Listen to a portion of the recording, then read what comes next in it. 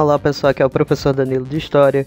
Hoje, na disciplina de História, lá na frente 1, nós vamos dar início ao conceito de economia açucareira, trabalhando lá o contexto histórico de início da colonização. Economia açucareira, ou também o ciclo do açúcar, foi uma das principais bases econômicas durante o período colonial, entre os séculos 16 e 18. A sua instauração aqui no Brasil, por meio da importação dos portugueses do sistema de Sesmarias, foi responsável pela distribuição de terras e pela produção agrícola na então colônia portuguesa.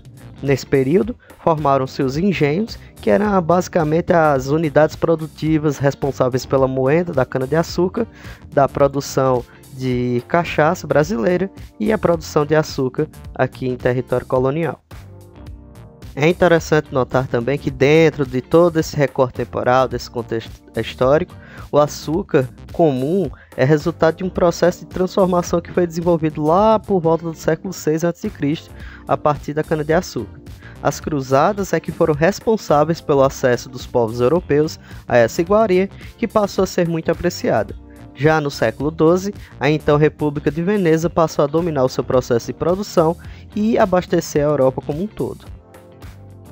O que podemos chamar de revolução do mercado açucareiro, ou seja, a expansão do mercado do açúcar por toda a Europa, só ocorreu de verdade dentro do contexto que nós estamos falando, das expansões marítimas europeias, por meio de, sobretudo, do Oceano Atlântico, no sistema de mercantilismo. Portugal passou a desenvolver a produção de açúcar em maior escala lá no século XV, dentro dos seus territórios coloniais, como Ilha de Madeira, Açores e Cabo Verde.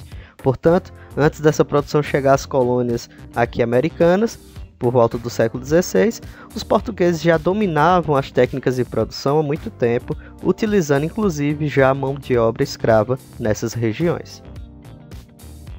Após o estabelecimento dos portugueses em 1500, na terra em que seria chamada de Brasil mais tarde, a produção de açúcar não foi implementada a princípio.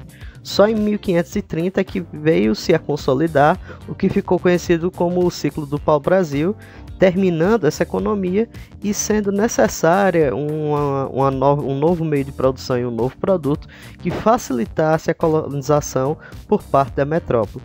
Foi somente a partir dessa expedição colonizadora, liderada pelo português Martim Afonso de Souza, entre os anos de 1530 e 1532, que a produção de açúcar passou a se desenvolver no Brasil e a se tornar a principal economia da região colonial. É importante destacar também que o açúcar foi fundamental para o processo de colonização brasileira. Com a expansão marítima e a descoberta de novos territórios nas Américas pelos espanhóis e portugueses, outras nações como a França, a Holanda e a Inglaterra despertaram interesse em promover suas próprias conquistas e expedições, participando ativamente desse processo de colonização. Essa nova perspectiva acabou ditando o desenvolvimento econômico e político dos principais países europeus lá entre os séculos XV e XVIII, facilitando também a invasão de territórios que já eram colonizados por outras nações.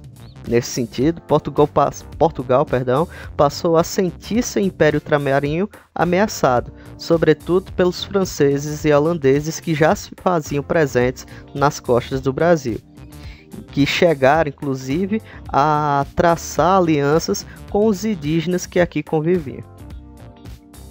Para conter essas ameaças e invasões estrangeiras, a coroa portuguesa decidiu enviar uma campanha oficial para o Brasil com o objetivo de mapear e demarcar o seu território, estabelecendo também uma administração colonial.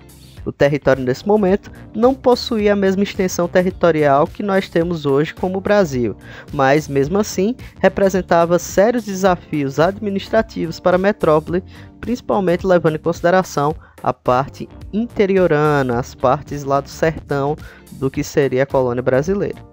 A partir de então, a produção de açúcar passou a desempenhar um papel fundamental sobre vários aspectos dentro do sistema colonial português. Além do seu impacto na alimentação local, na colônia e também no mundo, sua produção em grande escala permitiu maiores acessos ao produto, enriquecendo a coroa portuguesa. todo o seu sistema de produção acabou formando também as bases sociais de todo o período colonial aqui no Brasil, inclusive deixando suas heranças até hoje. Os engenhos foram, portanto, o principal modelo de produção econômica naquela época, servindo de base não só econômica, mas também social para o Brasil colonial. Mas, professor, o que de fato eram esses engenhos? Para resumir bem para vocês, os engenhos eram unidades produtivas que estruturavam boa parte da sociedade colonial naquela época. Eles eram instalados dentro de latifúndios, concedidos a donatários lá pela coroa portuguesa, dentro do sistema de sesmarias. A mão de obra utilizada, na maioria das vezes, em grande parte das vezes, era mão de obra negra escrava. Então, junto com o desenvolvimento da economia açucareira, também vemos crescer o tráfico negreiro dentro da colônia brasileira. Então, caracterizando essas estruturas de engenho, a escravidão africana, os latifúndios e a monocultura do açúcar de exportação passaram a ser as bases do sistema que ficou conhecido como plantation.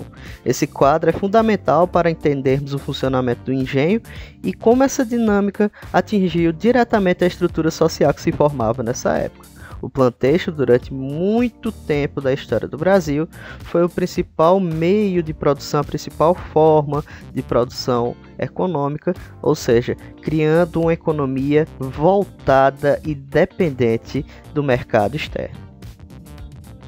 Então é isso, pessoal, espero que vocês tenham gostado da videoaula de hoje. Não deixem de responder as atividades lá na frente 1, capítulo 4, nas páginas 469 a 471.